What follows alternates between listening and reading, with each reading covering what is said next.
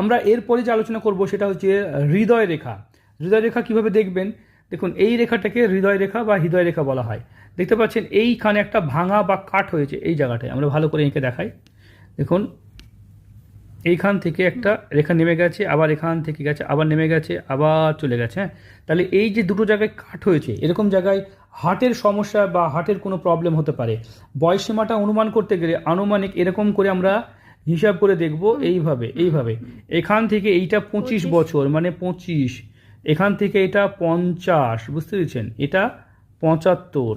তাহলে আমরা যদি দেখি তাহলে এই জাতকের 25 থেকে 50-এর মধ্যে, তাহলে এই জাতকের এই বয়স সীমাগুলোতে তার কিন্তু হার্টের কোনো প্রবলেম বা সমস্যা হার্টজনিত কোনো বা রোগ আপনার বা মন ভেঙে যাওয়া, শুধু হার্টের সমস্যাই নয়, মন মন ভেঙে ভেঙে যাওয়া, খুব কাছের মানুষের কাছ থেকে আঘাত পাওয়া, এগুলো কিন্তু নির্দেশ বিবাহ করছে। রেখা আপনার নিচের দিকে ঝুঁকে যাচ্ছে, এটাও কিন্তু